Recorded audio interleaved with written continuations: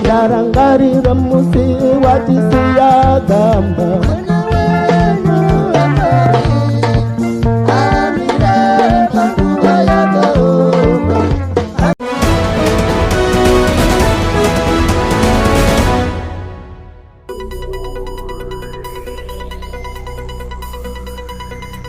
Apa tinenge tichitaura kuti tasvika kwamvura yacheka makumbo rwendo rwaComrade Geza rwekubva kunyika yeSouth Africa ndokupera kwaraita. Comrade Geza vakabuda munyika vachiita kutiza, vachitiza vamwe vavo vavakarwa navo hondo, avo vavakange vava kuyeuchidza kuti vava kurasika gwara remusangano nekuda kwekushandidzana kwavakanga vava kuita nezvigananda. Kunyanya mutungamiriri wenyika ndivo vakayeuchidzwa naComrade Geza kuti vava kufanirwa kusiya basa, zvakakonzera kuti Comrade Geza vange vava kupomerwa mhosva dzakasiyana-siyana.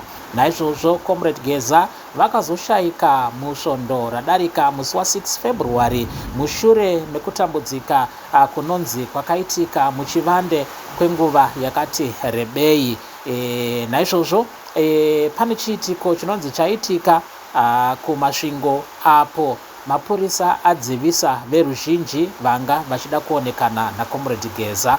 Pari zvino vanhu vakawanda vari muHarare vari kutambira mutumbi waComrade Geza. ndarangarira musi watisiyagamba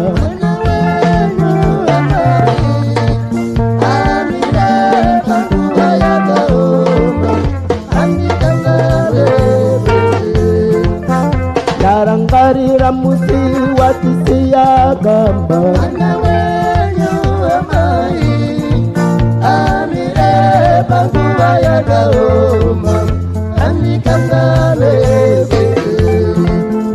akashezera ndokushezera chiwonaika Comrade inidaremero baba chibuva inotopesana mupenyu shinga Comrade akashezera ndokushezera chiwonaika Comrade inidaremero baba chibuva inotopesana mupenyu shinga Comrade ndarangarira